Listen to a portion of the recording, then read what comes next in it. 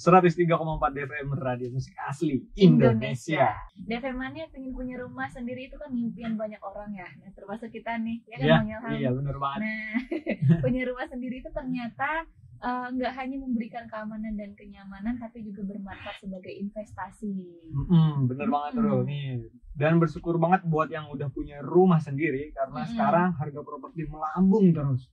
Dan itu jadi kendala yang dihadapi banyak orang. Iya benar banget nih Bang Ilham, apalagi sementara kondisi secara umum perekonomian saat ini belum bikin kita tersenyum ya. Aduh, kenapa nih kira-kira kondisi perekonomian ini sedang mendung antara pendapatan atau penghasilan masyarakat dengan harga tanah dan properti kayak bumi dan langit nih. Ada bedanya ketara banget ya Bang Ilham ya.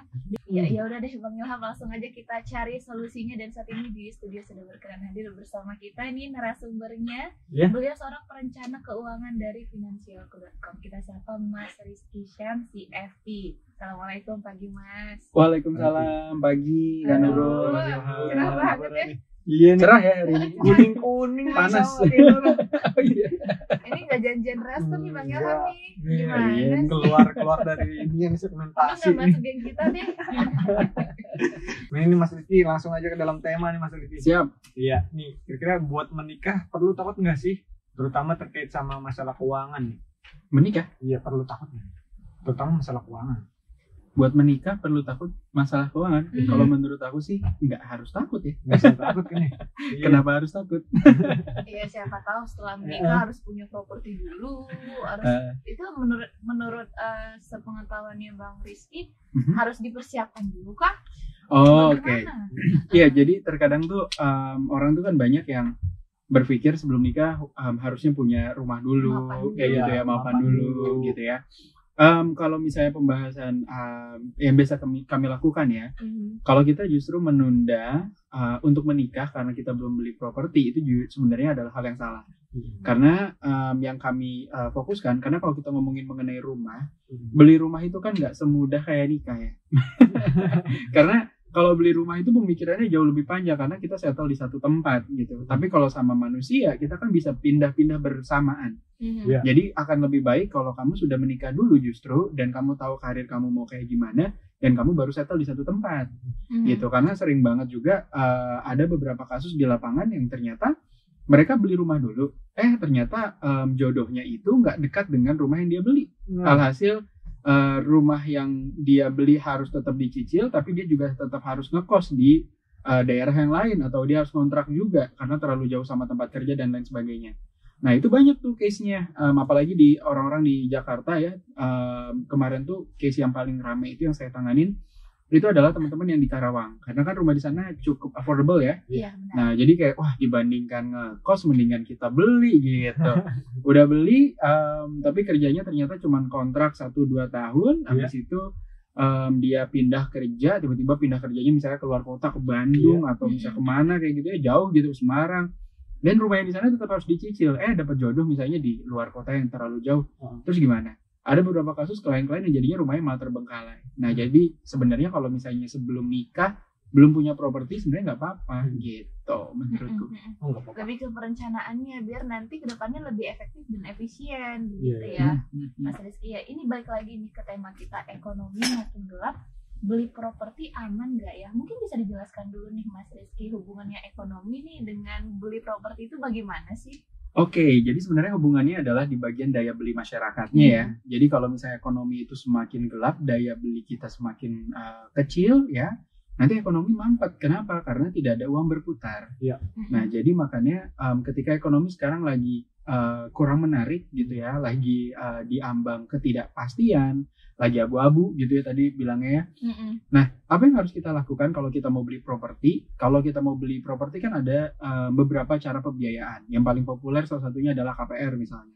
Nah, ketika kita mau ngambil KPR, paling tidak kita tahu batasan roofnya, batasan untuk bunga KPR-nya itu berapa, dan kita hitung angka paling buruknya ini. Nah, kalau misalnya masih masuk ke budget kita nggak apa-apa, tetap ambil aja. Tapi kalau misalnya nggak masuk, floatingnya kita nggak tahu ini bunga atasnya, batas atasnya sampai mana ya. Kalau kita bilang with roofnya itu kita nggak tahu nih batas atasnya di mana. Nah itu jangan coba-coba memberanikan diri menurut aku. Itu harus dilihat dulu ya hitungannya karena banyak banget faktor.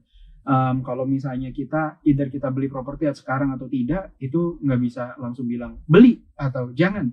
Tapi ya faktor-faktor kayak kesanggupan kita, keuangan kondisi kita seperti apa, tujuan keuangan kita terganggu apa enggak, cicilannya masuk budget apa enggak. Nah itu tuh hal-hal yang banyak yang harus kita diskusikan. Gitu Kak.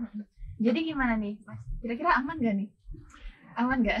Kira-kira aman apa enggak? Kalau saya sih masih optimis, harusnya sih masih aman-aman aja ya. Aman, Karena ya. nggak mungkin selamanya ekonomi kayak begini kan? Iya, yang penting kita harus betul-betul melihat guidelines-nya sebelum kita beli rumah. Ya, jangan sampai contoh ya, ini ada kasus ini klien saya pribadi dan dia baru datang ke saya dan dia bilang, "Mas, ini gimana ya? Aku soalnya udah ngambil rumah duluan, tapi aku ngerasa kayak cicilannya terlalu nyesek." Oke. Pertama aku tanya dulu, kamu tinggal di mana? Dia tinggal sama orang tuanya di Kemang. Oke. Dia adalah seorang pilot, kerjanya itu adalah di Cengkareng. Jadi kalau dia lagi nggak flight, ya dia in office dan dia stay di sana gitu ya. Tahu nggak beli rumahnya di mana? Di mana? Di Gunung Putri. Bogor. Iya, doesn't make sense kan? Maksudku karena dia cuma mikirnya karena aku udah punya duit nih gaji seorang pilot gitu ya kan. Karena pas pandemi kerasa banget dia nggak terbang, gajinya kecil. Sekarang tiba-tiba dia udah mulai terbang, gajinya udah mulai balik. Per bulan kurang lebih di 30 jutaan per bulan. Dia maksain, udahlah gue ambil aja properti dibandingkan duit gue nanti gak jadi apa-apa. Tapi padahal banyak banget pemikiran yang dia nggak sadar. Ketika dia udah ngambil properti, and then dia tiba-tiba nikah. Kayak abis nikah sekarang udah punya anak. Dan dia lagi mikir, waduh pendidikan kok mahal ya. Nah itu hal-hal yang kayak gitu tuh yang sebenarnya harus kita cek. Kalau misalnya terkadang yang seperti saya sudah katakan beberapa bulan terakhir ini bisa beli belum tentu mampu beli kan. Nah itu yang makanya kita harus cross check benar-benar sampai akhirnya kita firm oke, ternyata saya bisa. Nah kayak gitu tuh itu lumayan tuh discussionnya pasti ongoingnya kita harus benar-benar ngecek dulu kondisi keuangan klien itu seperti apa karena kita kan akan melihat berdasarkan indikator kesehatan keuangannya. Tapi indikator itu kan cuma berdasarkan informasi. Ya, tapi kita harus benar-benar olah. Sebisa mungkin kamu mengolah hasil keuangan kamu, kondisi keuangan kamu dengan orang yang tepat sih. Gitu aja. Iya, benar banget. Kalau misalkan beli rumah, ya harus direncanain lagi nih Bang Yola. Kayak tadi dari Tangerang ke Bogor, transportnya lagi gimana, mobilitasnya lagi. Gara-gara rumahnya keren, yaudah beli dulu deh. Dia mikir, ntar deh pikiran untuk transport nikah. Pas sekarang udah kejadian, istrinya dokter gigi, prakteknya di daerah Kemang, kan kocak. Kejauhan malah abis di transport gitu kan. Gitu. Terus biasanya apalagi sih Mas yang harus diperhatikan ketika kita mau beli rumah khususnya di masa ekonomi yang lagi gelap sekarang nih, apalagi kabarnya tahun depan resesi gitu ya. Jadi kalau yang harus diperhatikan ketika kita membeli rumah sebenarnya cuma ada dua hal yang paling utama, yaitu adalah lokasi dan harga. Intinya itu aja. Lokasi apakah dekat sama tempat kerja kita, lokasi apakah di situ lingkungannya sehat, kalau kita punya anak tumbuh kembang anak di situ juga bagus karena kan anak itu kan juga produk dari lingkungan ya. Jadi jangan sampai salah juga. Those kind of things lah. Apakah di sana ada pengembangan rencana pengembangan di masa depan kayak gimana? Ini propertinya menarik apa enggak, wilayahnya dan lain sebagainya, enggak kena banjir dan lain sebagainya. Banyak hal kalau dari segi location. Dari segi harga, paling tidak kalau kita acuannya yang kami lakukan, paling tidak cicilan KPR itu dari pemasukan kita itu dianggap maksimal, kalau sekarang kondisinya lagi nggak pasti ya, maksimal di 20% aja dari pemasukan. Jadi kalau kalian gaji sekarang di 10 juta dan 2 juta itu paling ideal gitu ya.